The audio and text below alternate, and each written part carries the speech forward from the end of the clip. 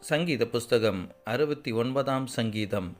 ஷோஷனிம் வாத்தியத்தில் வாசிக்க ராகத் தலைவனுக்கு ஒப்புவிக்கப்பட்ட தாவீதின் சங்கீதம். தேவனே, என்னை இரட்சியும். வெள்ளங்கள் என் ஆத்துமா மட்டும் பெருகி வருகிறது. ஆழமான உலையில் அமிழ்ந்திருக்கிறேன்.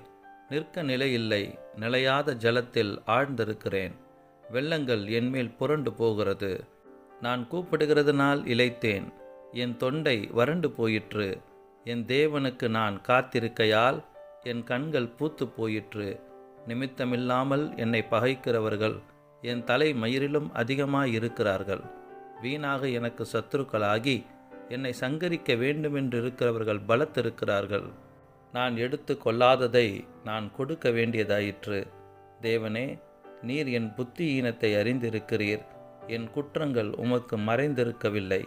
சேனைகளின் கர்த்தராகிய ஆண்டவரே, உமக்கு